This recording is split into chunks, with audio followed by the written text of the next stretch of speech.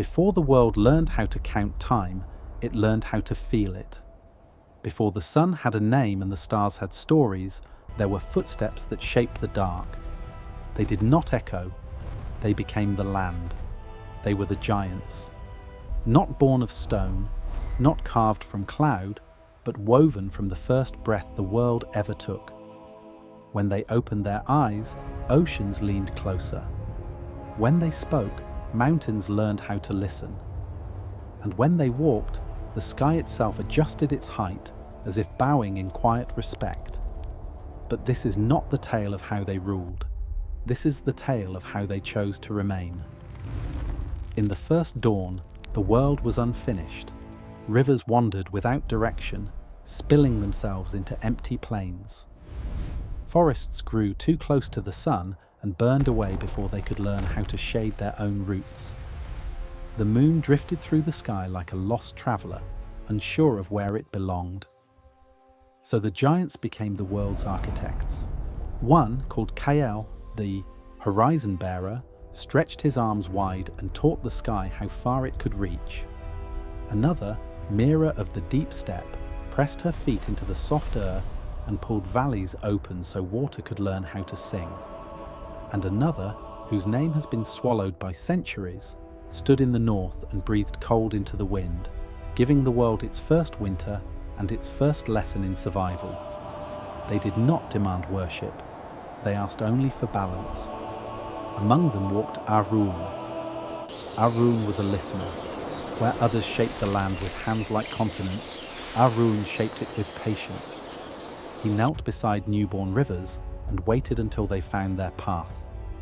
He stood in forests for decades, unmoving, so birds could build their homes in his shadow and forget he was ever there. The giants called him gentle. The world called him necessary. And far below, in the soft and fleeting age of humankind, stories began to grow. At first, humans thought the giants were storms. They saw Arun's silhouette through the rain and believed the clouds had learned how to walk. They heard Kael's voice in the thunder and believed the sky was angry. So they hid in caves and wrapped their children in fear, whispering warnings to the dark. But curiosity is stronger than terror. It always has been. One night, a child wandered beyond the firelight. She climbed a hill of tall grass and saw Arun standing at the river's edge. Moonlight caught in the lines of his face like silver in stone.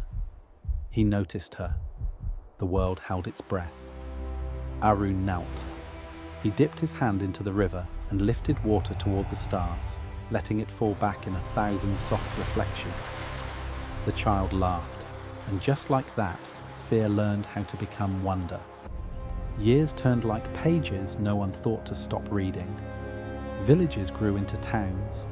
Towns grew into cities.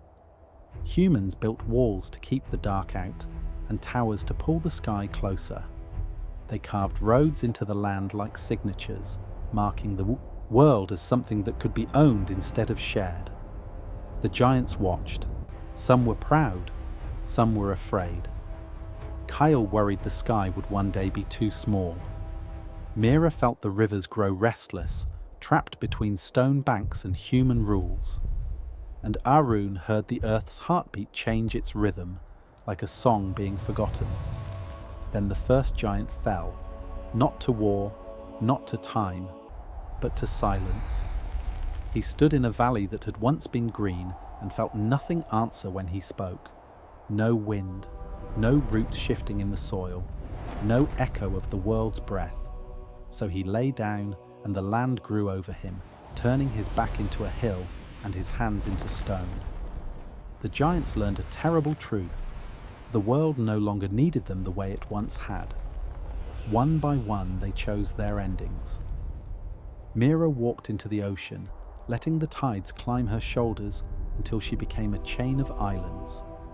Kael stood at the edge of the world and raised his arms forever, becoming a mountain range that still holds the sky in place. Look at the glow. Others faded into myths, into shadows in clouds, into shapes in cliffs that people point at and argue over.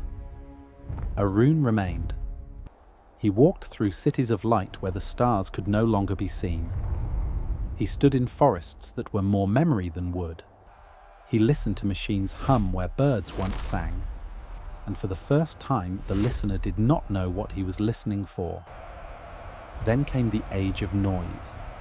The world grew loud with engines and voices and endless motion. The oceans rose as if trying to reach the giants who had disappeared beneath them. The sky burned strange colors at dawn and dusk, like a warning written in light. Humans argued about numbers. The earth argued with storms. And beneath it all, a deep, ancient rhythm began to shake. Arun felt it in his bones. The world was calling again. Run! It's coming this way! He walked toward the largest city, where millions lived beneath towers of glass and steel. His steps cracked streets and made lights flicker. People ran. Sirens screamed. Screens filled with images of a shadow that should not exist. A giant returned. But Arun did not come to destroy. He came to remind. He knelt in the center of the city and pressed his palm to the ground. The shaking stopped. The wind softened. The sky cleared just enough for a single star to appear in the bright artificial night. People noticed. Children noticed first.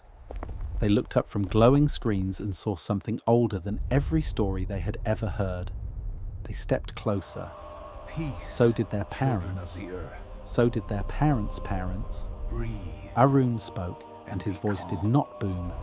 It breathed. He told them of rivers that remembered every foot that crossed them, of mountains that once walked, of a sky that was not a ceiling but a promise. And for a moment, the world grew quiet. The next morning, Arun was gone. In his place stood a hill, green and wide and gentle, rising in the heart of the city. Wait, Trees further already grew along its sides. Birds circled its peak. A park, they called it. A miracle, some said, but a few, just a few, felt the ground hum when they stood there. Today, giants are called legends. They are shapes in mountains, faces in cliffs, stories told to children who half believe and fully hope. But sometimes when the wind moves through a city like it's searching for something, when the ocean pauses before crashing against the shore, when the sky feels held instead of endless, that's not imagination, that's memory. The giants did not leave, they became the world, and they are still listening, waiting, for us to remember how to listen back.